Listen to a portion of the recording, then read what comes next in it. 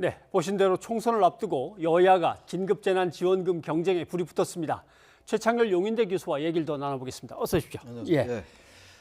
뭐 민생당이나 또는 정의당은 애당초부터 모든 국민에게 좀 더 주자는 거였으니까 그렇죠. 뭐 따질 게 없습니다만 제1야당인 이제 통합당은 이게 무슨 포퓰리즘이냐, 돈 주고 표를 사는 거나 마찬가지지 선심 경쟁이다. 뭐 이렇게 얘기를 하다가 입장을 확실하게 바꿨습니다. 네.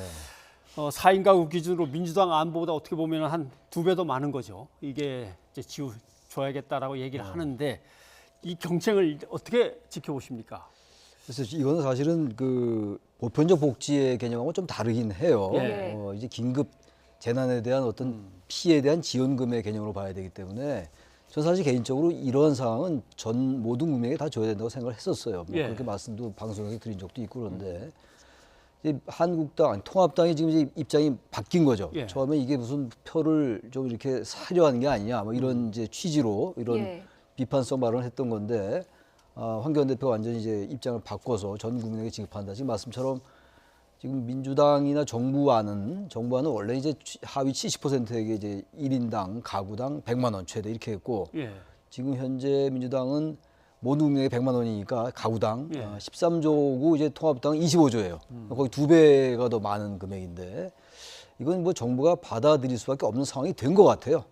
예. 지금 기획재정부에서는 처음부터 사실은 하위 70%에게 주는 것조차도 재정 건전성의 측면에서 상당히 난색을 표명했던 걸로 알려졌었는데 지금 여야가 다 이렇게 하고 얘기를 하고 있고 선거를 뭐 이제 불과 일주일 앞두고 있는 상황이기 때문에 불가피하게 이쪽으로 가야 될 것 같은데 단지 이제 어떻게 재원을 조달할 것이냐의 문제예요. 이거 아마 국채를 불가피하게 발행할 수밖에 없지 않나. 왜냐하면 지금 지난번에 정부가 했던 건 국채를 발행하지 않고 이제 세출 구조 조정을 통해서 7조 정도를 조달하겠다 이렇게 발표했던 거였는데 지금 만약 이 부분이 시행이 된다면 민주당 아니건 통합당 아니건 일단 국채 발행은 좀 불가피한 측면이 있지 않는가 이렇게 생각이 됩니다. 예, 통합당의 입장을 바꿔서 이제 민주당과 통합당 모두 금액의 차이는 있지만 모든 국민에게 주자는 입장인데요. 통합당에서 유승민 의원이 황교안 대표를 겨냥해서 반대 입장을 밝혔거든요. 저희가 그래픽으로도 준비를 했는데요. 유승민 의원이 악성 포퓰리즘의 공범이 될 수 없다 이렇게 얘기를 했고요. 또 그러니까 황교안 대표는 골든타임을 놓쳐서 안 된다. 또 김종인 위원장도 힘을 실어줬습니다. 황교안 대표에게 유승민 의원이 이해가 안 된다 이렇게 이야기를 했거든요. 통합당 내부에서도 의견이 충돌하고 있는데요. 어떻게 보십니까? 유승민 의원은 아마 자신의 소신인 것 같아요. 예. 소신인데 선거라는 것을 이제 배제할 수가 없는 거잖아요. 전 일종의 적정 분열로 비칠 수가 있는 거거든요. 같은 당내에서 이건 굉장히 중요한 변수가 될 수 있거든요. 예. 선거에서 여러 변수들이 대단히 사상돼 있고 여러 변수가 대단히 이제 잔복돼 있는 이런 선거 아닙니까? 코로나19 변수가 대단히 이제 부상돼 있는 상황인데 그것과 관련해 가지고 이 돈을 주는 문제인데 이건 통합당이 상당히 그 이제 비판을 감수하고서 입장을 바꾼 거로 보이거든요. 예. 근데 이걸 유승민 의원이 이렇게 정면으로 비판하고 나오니까 이건 통합당으로서 대단히 곤란한 상황인 것 같아요. 이거 글쎄 유승민 의원은 이번에 출마하지 않았으니까 어쨌든 자기 소신을 통해서 보편적 복지의 개념보다는 자신이 평소에 주장했던 뭐 그런 쪽으로 자신의 정체성을 강화를 하는 것 같은데 일단 선거란 측면에서 볼 때 통합당으로서 썩 그렇게 유리한 그런 국면은 아닌 것 같아요. 소신이라 하더라도 타이밍상으로 지금 내놓을 맞지 얘기는 않죠. 아닌 것 같지 않습니까? 그죠? 그 말씀 제가 드리는 겁니다. 예. 이거 소신이라 하더라도 일단 선거를 넘긴 다음에 이건 뭐 국민적 합의가 필요한 거잖아요. 예.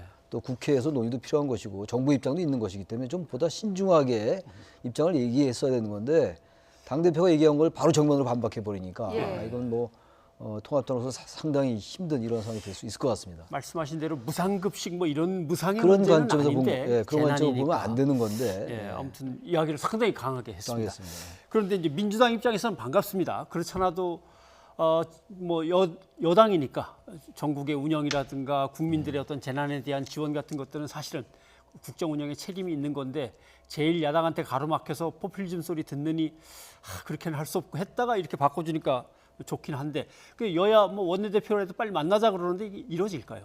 글쎄요, 이 워낙 시급하기 때문에 선거라는 변수가 아니라 하더라도 이러한 것들을 만약에 시행하게 되면 시기가 굉장히 중요하잖아요. 빨리 시행을 해야 되거든요. 이거는. 그래서 이거는 이제 워낙 급박한 상황이기 때문에 지금 청와대에서도 일단 뭐 긍정적으로 해석될 수 있는 그런 얘기를 했단 말이죠. 그래서 이건 빨리 여야가 만나서 국회 선거는 선거라 하더라도 일단 뭐 국회 나중에 열더라도 말이죠. 이게 빨리 정부를 통해서 지원하는 게 맞는 것 같아요. 이미 되돌리기는 어려울 것 같아요. 예. 그렇다면 청와대도 여야 입장을 따라갈 수밖에 없을까요? 처음에 소득 하위 70%에게 주겠다고 했거든요. 입장이 그러니까 소득 하위 70%에게 주겠다는 건 정부의 고민이 배어 있었던 거거든요. 예. 100%다 주기에는 재정 건전성의 측면에서 문제가 있고 그렇다고 하위 30%에게만 주기에는 국민 전체가 대단한 피해를 보고 있는 것이기 때문에 그 고민의 흔적이 70%라고 저는 생각을 했는데 예. 지금 이런 상황이 오면은 지금 야당도 통합당도 이 상황의 급박성을 알기 때문에 입장을 바꾼 거거든요. 전 그래서 이거는 청와대나 정부도 따라갈 수밖에 없는 상황이 됐다. 여기에 대한 뭐 이제 찬반의 논쟁은 지금 현재 중요하지 않다 거의. 저는 그렇게 생각을 합니다. 예. 알겠습니다. 뭐 글쎄요 중간쯤에서 결정이 될 것 같고 왠지 일단 다 준 다음에 나중에 걷는 거. 그래서 뭐 이게 이렇게. 나중에 뭐 소득을 환수하는지 예. 왜냐하면 소득에 따라서 소득세율이 다르잖아요. 좀 그런 것들 잘 적용하면은 예. 건전성을 최대한 좀 이제 피해를 최소화하면서 갈 수 있지 않을까라는 생각도 들기도 합니다. 알겠습니다. 아무튼 어쩌다 보니까 총선은 바로 8일 앞으로 이제 다가왔습니다. 그렇습니다. 예. 이렇게 되면 지금 흐름상으로 봐서는 여론조사 결과를 계속 추이를 보면 아무래도 민주당 쪽으로 좀 유리하게 기우는 듯한 느낌, 흐름상으로는. 그런데 통합대선에서는 아니다. 그건 여론조사가 반영하지 못하는 부분이 많다라고 얘기하는데 뭐 김종인 선대위원장 얘기를 잠깐 한번 들어보죠. 그렇죠. 국민 생활은 점점 팍팍해졌는데 서울 시민이 아마 그런 점에서는 특히 많이 느꼈을 거예요. 그런 걸 볼 적에 과연 표심이 어디로 갈 것인가 하는 걸 보는 거 아니겠어요? 한교안 저희 후보가 초장에 20% 이상의 차이가 났어요. 예? 그게 지금 한 10% 정도 수준으로 좁혀졌는데 이 정도면은 한교안 저희 후보의 당선도 기대할 수가 있어요. 정확하게 하면 한 20% 차이였다가 한 15%쯤 그 밑으로 약간 이제 내려온 것 같은데 상당히 종로에 대해서 자신 있게 얘기하시네요. 그 뭐 선대위원장인데 저렇게 예. 말씀을 하는 게 맞죠. 근데 선거라는 건 정말 개표할 때까지 아무도 모르는 거죠. 예. 워낙 변수가 많은 거고 하루 전날 무슨 돌발 변수가 생기다니 이렇게 되면 또 이건 뭐 걷잡을 수 없는 상황이기 때문에 절대 예단하기는 어려울 것 같아요. 근데 지금 말씀처럼 초반에 어쨌든 간에 황교안 후보가 조금 불리하게 출발한 건 사실인 것 같아요. 예. 그리고 그 이낙연 후보와 황교안 후보의 그 격차가 좁혀지고 있는 것도 사실이고 이건 그 맞는데 글쎄요 전반적인 이제 흐름이 통합당보다는 좀 민주당에 조금 유리하게 가는 측면도 없지 않아 있어 보이기도 해요. 예. 근데 아직도 8일 남았으니까 워낙 뭐 여러 변수가 또 있을 수가 있죠. 게다가 지금 여야 모두에게 불리한 변수들이 잠복해 있는 상황이거든요. 예. 그런 것들이 다시 부상돼서 어떤 쪽이 더 지배적으로 작동되느냐에 따라서 선거판도 바뀔 수 있는데 적어도 현재까지의 큰 흐름은 코로나19에 대한 어떤 대응이 전반적으로 긍정적이기 때문에 정부의 대응이 네. 통합당보다 조금 민주당에게 유리하게 가는 것만은 부인할 수 없을 것 같아요. 여론조사 결과를 볼 때 그렇다는 얘기입니다. 네. 그런데 통합당에는 악재가 끊이지 않습니다. 40대 비하 발언으로 논란을 빚었던 김대호 후보가 오늘은 또 노인 비하 발언을 했거든요. 나이가 들면 다 장애인이 된다 이렇게 이야기를 해서 논란을 빚고 있는데 어떻게 보십니까? 아니 이런 말은 참 이해가 안 가요. 지금 제가 아까 잠깐 뭐 돌발 변수 말씀드렸는데 이게 말실수 이런 게 가장 큰 돌발 변수거든요.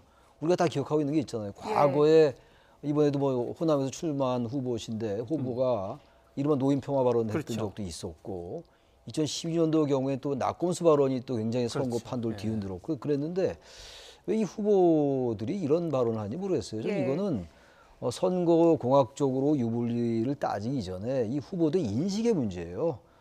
어떻게 저런 말이 저렇게 나오는지 이해가 안 가요. 이거 노이즈 마케팅을 통해서 표를 얻는 건 지금 아니잖아요. 예. 그럴 시기는 아닌데 말 실수긴 한데 어쨌든 간에 지금 김대호 후보가 연이어 이렇게 발언을 했어요. 이것도 예, 뭐 그래서 통합당에서는 윤리위원회를 열고 징계를 논의하기로 했다고 하더라고요. 저는 이 부분을 통합당이 아주 그 신중하게 받아들이지 않으면 선거에 큰 영향을 미칠 수 있습니다. 이 부분. 글쎄요. 제명 얘기도 나왔는데 선거에 지금 출마해서 선거운동을 진행 중인 후보한테 뭐 주의를 준다고는 할 수 있는데 제명까지 갈까? 근데 제명 얘기도 당 나오더라고요. 규정이나 이런 걸로 볼 때 쉽지 않아 보여요. 네. 또 이건 법 위반을 한 것도 아니기 때문에 이건 어쨌든 정치적으로 만회할 수밖에 없어요. 사과를 하든지 당 지도부가 어떤 진정성을 보이든지 이렇게 가는 수밖에 없지 않을까 이렇게 보여지긴 하는데 어쨌든 통합당으로서는 굉장히 복병을 만들어내고 말았습니다. 어쨌든 간에.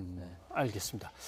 그런데 이제 엠번방 사건이라고 흔히 얘기했습니다만은 집단 성착취 이제 동영상의 이제 거래 사건이 크게 있었습니다. 국민들은 뭐 충격을 받고 실망을 했는데 이것이 사실은 통합당한테 제일 불리한 카드로 이번에 이제 등장을 했던 것 같은데 다시 이걸 가지고 이제 여당을 공격하는 또 새로운 어떤 흐름도 있는 것 같고 이 사건이 어떻게 될지 모르겠습니다. 근데 엠번방 사건 이런 거야말로 이런 물론 이제 선거를 앞둔 상황에서 굉장히 중요한 사회적 이슈니까 쟁점이 될 수 있죠. 예. 근데 이런 부분들은 정말 어떻게 방지할 것인가, 그리고 피해자를 어떻게 구제하고 피해를 최소화할 것인가를 얘기를 해야지.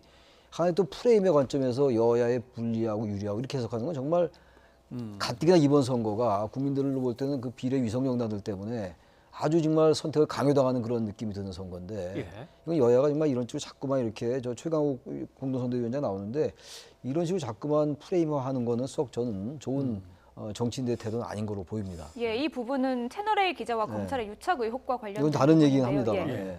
그렇고 민주당에 뭐 마치 뭐가 터져 나올 것 같다라는 이제 공격의 이제 거기다 이제 예증이 있다.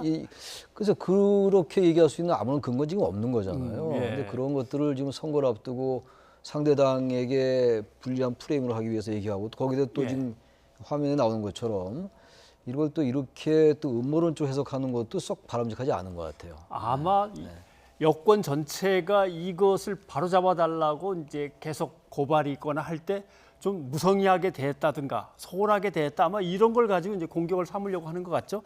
그게 아마 저 미래통합당의 이제 TF 대책위원으로 있는 김상교 씨의 이제 그 네. 발언인 것 같습니다.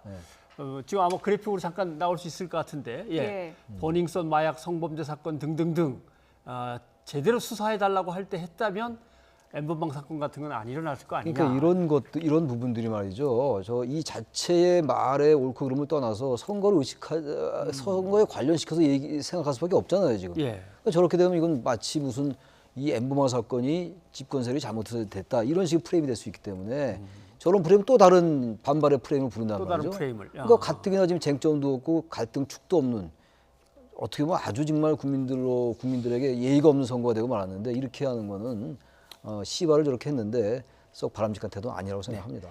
알겠습니다. 최 교수님 오늘 도움 말씀 고맙습니다. 네, 고맙습니다. 네.